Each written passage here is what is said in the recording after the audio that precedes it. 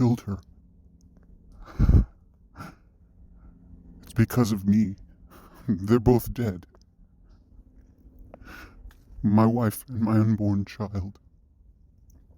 And it's all my fault. Hello, and welcome to My Daily Walk, the show where a Hollywood guy, that's me, walks around and talks about anything and everything except the things I'm bound to conceal, contractually bound to conceal. One of these days I'll get that intro down perfectly. Here I am. What is this? Week 5. Here we are, Tuesday of week 5, and I'm still stumbling through it, fumbling and bumbling.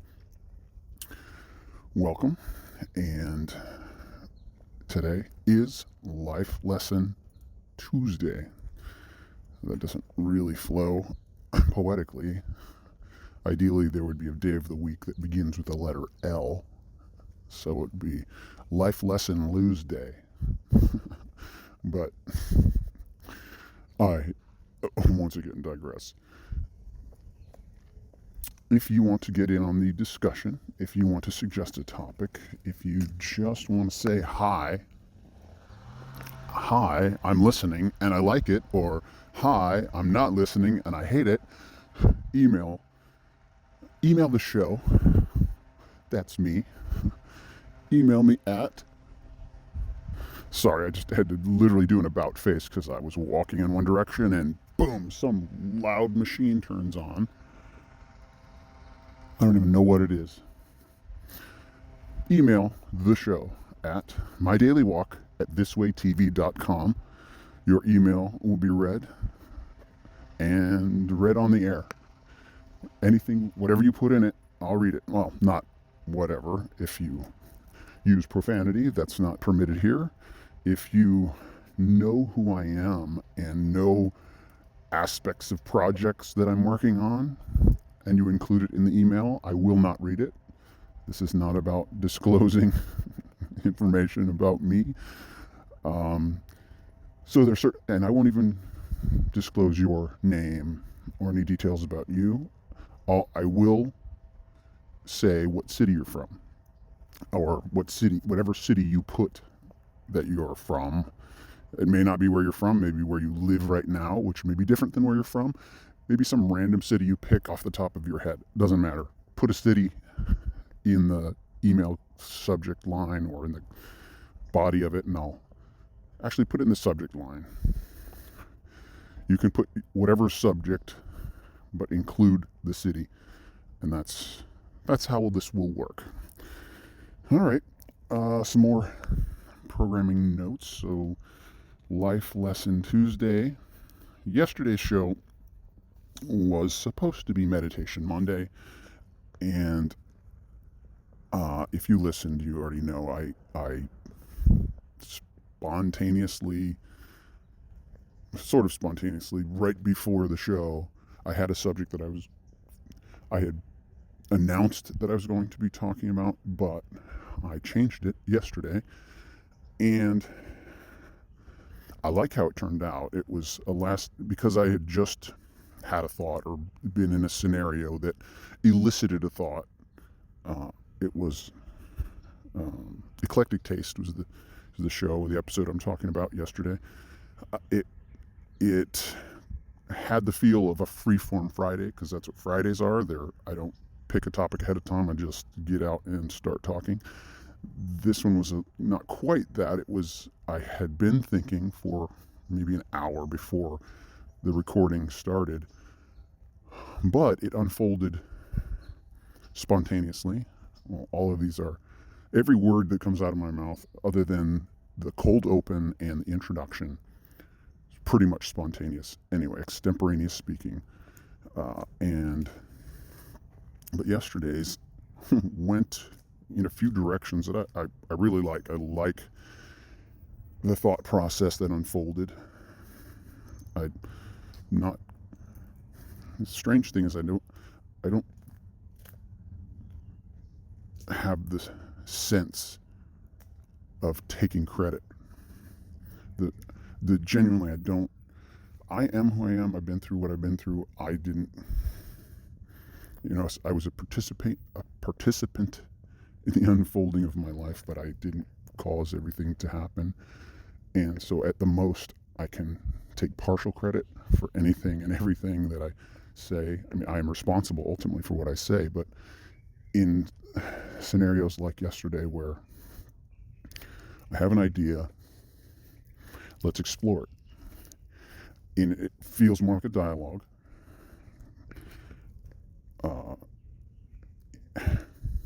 Maybe I shouldn't chase anything down this rabbit hole, but yesterday felt a little chaotic, partly because I was in a new location. I mean,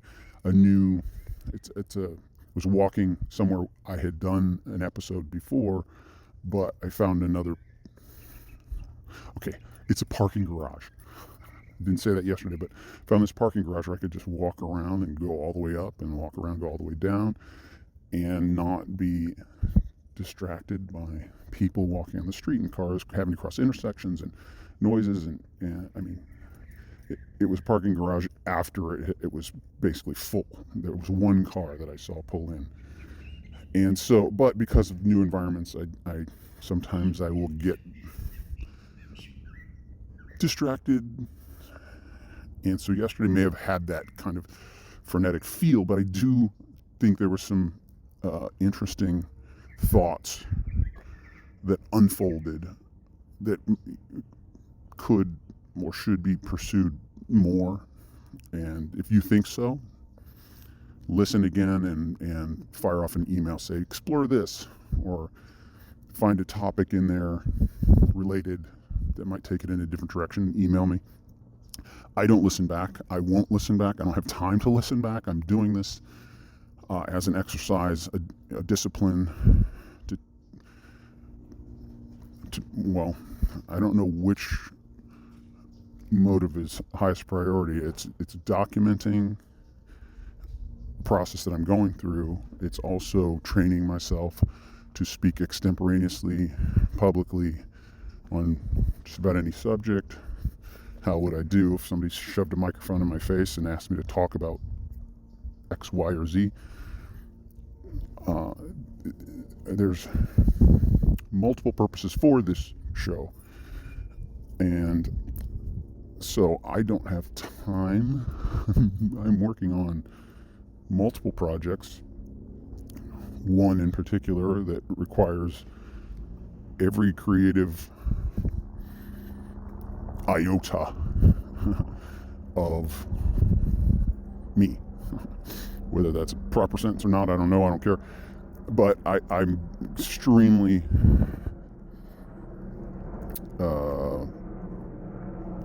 burdened, loaded down with other things in the best possible sense.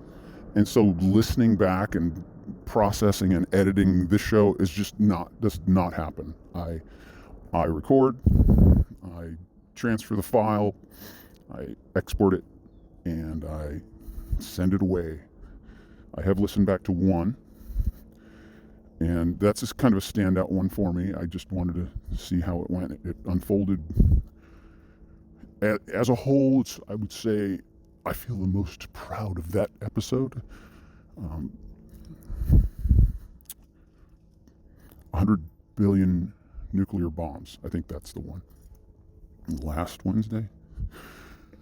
Anyway, I say all that to say, I have no idea. What am I going to say next? Well, let's get to today's topic. I'm down to just over 20 minutes left. Life lesson. It was the second summer of our marriage. I have one nephew and one niece who I love dearly. Both of them are, I'm not just saying this because it's recorded, but I love them both. They are both just amazing people that I wish I could have in my life more often. But it's just not feasible. They live far away. I get to see them rarely, but on this occasion, they were, I think, like 9 and 11. I believe they're 2 years apart, or almost 2 years apart. My nephew is older, the older of the two. And so, the second summer of my new marriage, we decide, well, why don't they come? Why don't we host them for the summer? Niece and nephew go visit their uncle and aunt, but we thought maybe not take both kids. We had a window carved out, 3-week window. Like, well, maybe we shouldn't have 2 kids. We're newly married. We have no kids of our own. Taking 2 for 3 full weeks, not sure that is something we should, endeavor to take on at this point. So we obviously miscommunicated. We were thinking, let's do a week and a half each with a little overlap in between. We'll have them both for a couple days, and just a week and a half each. That's not what happened. Flights were booked. Both of them came for 3 full weeks. And as I had anticipated, it was... Ooh, I just started a cat. He just scurried across my path. As I had anticipated, it was a little more than we could handle. There were some... As anyone with children knows, there are always unanticipated issues that will arise, and these were 2 kids that were not our own. My wife had met them maybe twice in the year and a half. Well, we were engaged and et cetera, in 2 years or so. So it was plenty of fun, plenty of good, joy. Here's the case. I was working and my wife was not working, and so it was on her to entertain these 2 kids for 3 full weeks. So that, well, let's not go any further with that. But at the end, when we sent them home,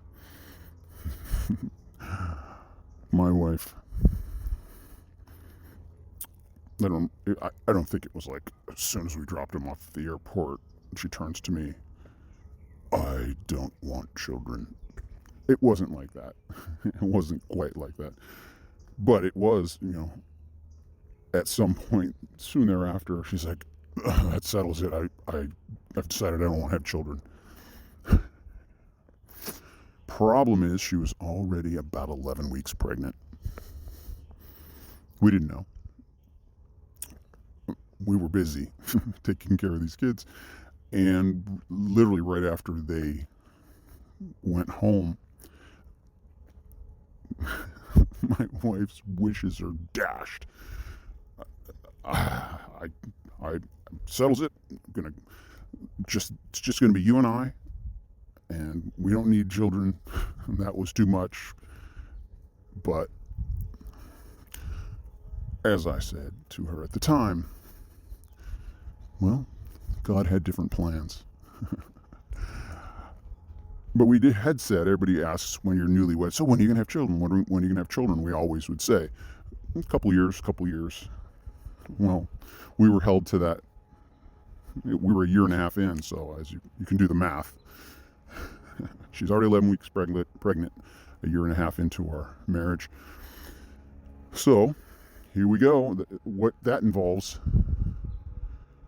I'm going to pause this because I got to get down this street and there's a noisy machine. So I'm going to pause right here and pick up in a second. It will be a blink of an eye for you. It'll be like a 60-second stroll for me. Okay, I sort of made it past the leaf blower. It was just like I was stuck in a corner. I was going to have to walk back and forth on this one street if I didn't get past it. So I don't like to edit. I don't like to interrupt the show. It doesn't mean anything to you. I press a pause button and then I press that pause button again, and there's no time that passes. But Train of thought. Where was I? Well, we are pregnant, which means doctor's visits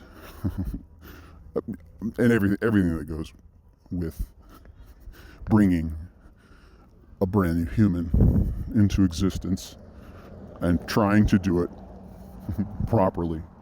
I think there's a right way. Plenty of wrong ways, certainly a right way to do that. And so we plunged in, bought all the books, Raising Humans for Idiots. The idiots, what are those Idiot's Guide to whatever? Anything you want to learn. Idiot's Guide to, there's some books. Anyway. So, one of the things, there's a couple different times when you're supposed to go to the doctor and get checked up. And there's the option for amniocentesis. Amniocentesis is just they jam a needle through the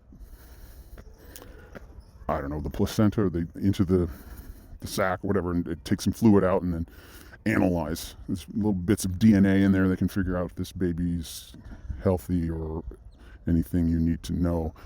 Problem is with amniocentesis, there's at least at the time, I don't know if this is different, maybe it's always this way, there's like a 1 in 300 chance of spontaneous abortion. 1 out of 300. It's like, that's too risky for me. This is my first child, and say I have an egg carton with 300 eggs in it, and somebody tells me one of those eggs will kill you, I'm not going to eat one egg. I'm just not gonna. Move on.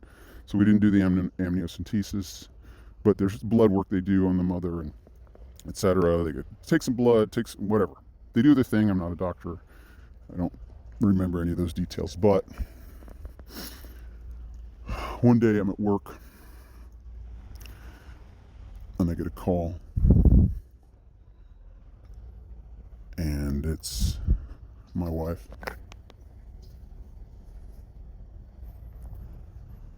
And she's crying. And essentially she says, the results came back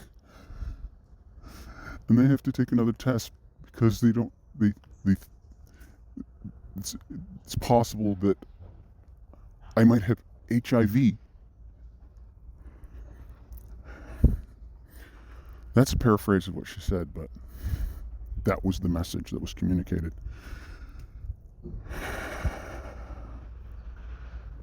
I killed her.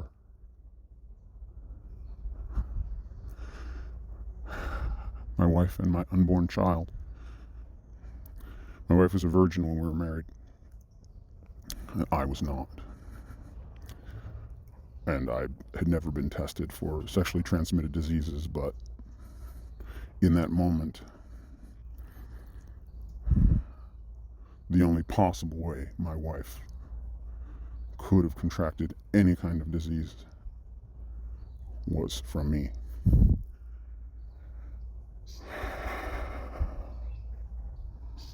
And so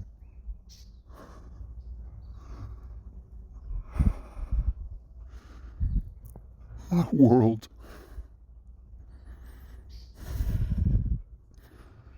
ended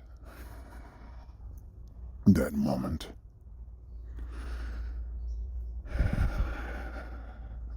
And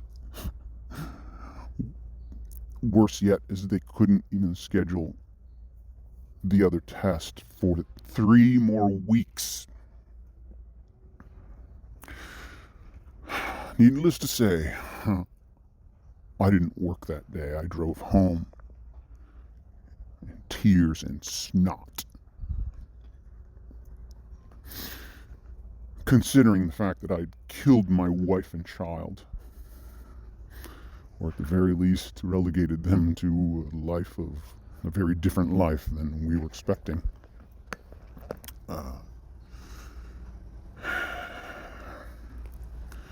And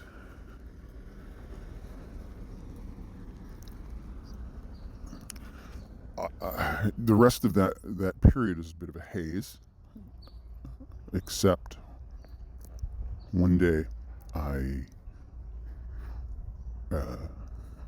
driving to work. This is within that, I believe, that 3-week period. Well, I'm certain it was within that 3-week period of uncertainty, unknown, not knowing. And driving to work, radio was on. I always listen to news, talk, etc. And I hear, I don't know, it's between 7 and 8 a.m. Pacific time. I hear news that a plane had crashed into a building, a skyscraper in New York City. And I arrive at work, and the rest of that day, every person in that office is staring at a TV screen, watching two of the tallest buildings in the world crumble in rubble and human tissue.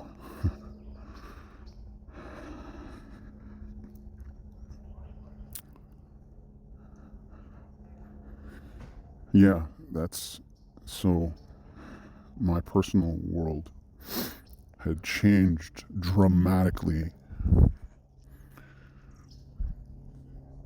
and soon thereafter the entire world, well, at least my country, changed dramatically. And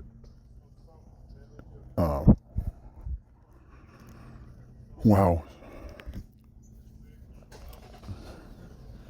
it's just it's one of those, you know exactly what you were doing, you know where you were. I suppose every generation has one or two of those things, those moments. Where were you when JFK was assassinated? Where were you on September 11th, 2001?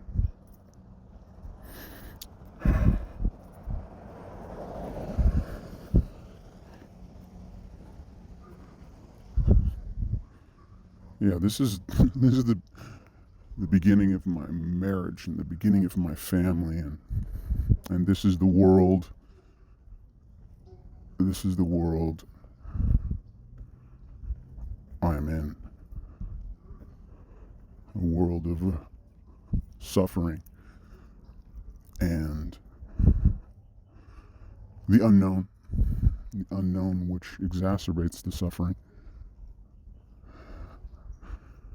And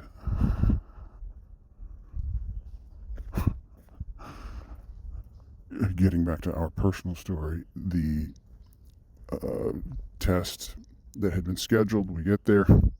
You're not gonna believe this, but it's true. She takes the test. This is different tests you need to take to screen for other things, and including HIV. And they take her blood work. All right, we'll give you the results in a week or whatever. They misplaced it. They misplaced her blood work.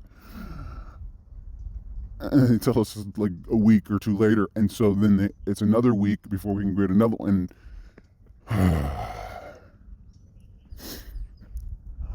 Finally, we get the results back. False positive, miscommunication, all kinds of stuff that led to the assumptions. The worst actual news is my wife had gestational diabetes. That's it. Change your diet, baby's fine. Wow. So Then 7 months, actually 6 months and 3 weeks. No, 7 months and 3 weeks, yeah. 7 months and 3 weeks into her first pregnancy. It's a Friday night, and she at that time was working. She was a teacher, and she's a very good teacher. The grade levels that she teaches. She had a busy day at work, and a busy Friday. I don't know. She's always busy. Get home. I don't know what we did. Go to bed, and it's, I think, 3 o'clock in the morning. She wakes me up. She says, I think my water broke. I'm like, oh, okay. What do? We call the hospital. They're like, it's kind of early. It's pretty early. You should probably, just in case, come on in. It's early. Come on in. So for the next hour, we're getting ready. She's in the bathroom doing her face, and took a shower, get ready. Can't go out and be seen till till you're ready. Wait a minute, if your water broke, that's the funny part. And we get to the hospital about 5 a.m. maybe 4:35 a.m. and they eventually, kind of got to run around initially, and eventually get her in a wheelchair, and get her up into a room, and they check, and she's already like 7 centimeters dilated. For those of you who don't know, 4 centimeters dilated is that baby's coming. 8 centimeters dilated, you have a baby, pretty much. She was already 7 centimeters dilated. They're like, let's get. So by 7 or 8 a.m., boom, baby girl. We didn't find out the gender ahead of time. There are a few true surprises in life. We decided, well, why don't we just be surprised? And we had like 3 names for boys, 3 names for girls that we were narrowing down and hashing out. Mind you, this is 5 weeks early from the due date, and we don't have a room set up. We don't have all the stuff. We don't have we got time, right? Boom, it's a girl. What's her name? I had a video camera, so I was filming. And my wife spits out a name, and it was one that I liked. It was on the list. We just hadn't settled on anything. She says it, and I'm like, oh, okay, I like it. That's good. That's her name. Beautiful name. Done. So,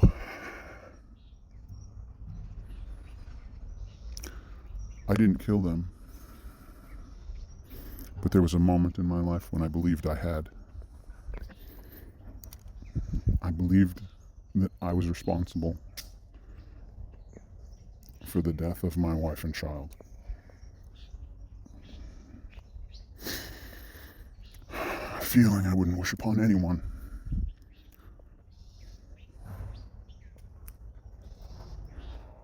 But a feeling, unfortunately, too many people do experience. Woo, man. There's another topic. Oof.